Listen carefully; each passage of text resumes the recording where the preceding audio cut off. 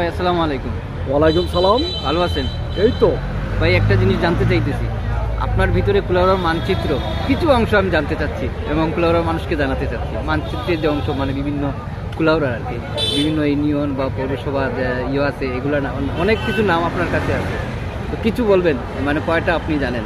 আসলে আমি হাজিপুর, শরীফপুর, নবুজা, জামতলা, আমতলা, নসিরগঞ্জ, পীরের বাজার, পাইকপাড়া থেকে শুরু করে শরীফপুর, হাজিপুর এগুলা থেকে শুরু করে আমি এই মনে করেন যে ভুকসিমল, ভুকসিমল, জয়চণ্ডী অত্র এলাকা, তারপরে এই ধরেন কুলাউড়া সদর ইউনিয়ন থেকে শুরু করে ভাটেরা, বরমচাল, ভূখণ্ড যতগুলোই আছে, আমি প্রত্যেকটা অঞ্চলে আমার যাতায়াত আছে, চলাফেরা আছে।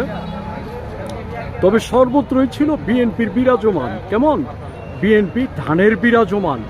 তার মধ্য থেকে এখন নাজেহাল হইল এটাই, আসলে আমাদের এই কুলাউড়া মৌলভীবাজার 2-এ লোক সংখ্যা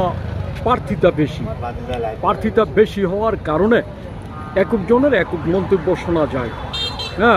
ধানের শীষের কিছু এদিকে যাবে গা, কিছু ওই দিকে যাবে গা, কিছু এইরকম গণ্ডগোলমূলক কিছু কথাবার্তা শোনা যায়। তবুও আমি মনে করি যত প্রার্থী হোক, ধানের শীষকে যারা লালন করে অন্তরে, শহীদ জিয়ার আদর্শ যায় অন্তরে লালন করে, সে ব্যক্তি নয়, ব্যক্তির চেয়ে দল বড়। নাসির রহমান সাহেব একটা কথা বলে গেছিল কিছুদিন আগে, ব্যক্তির চেয়ে দল বড়। এই কথাটা তারেক রহমানও বলে। তো যারা ধানের শীষ করে তারা ধানের শীষের মার্কাতেই ভোট দিতে হবে, তবেই সার্থক।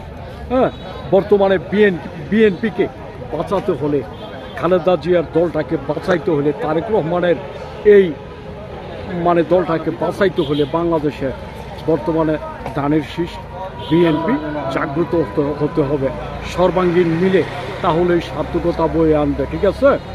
আর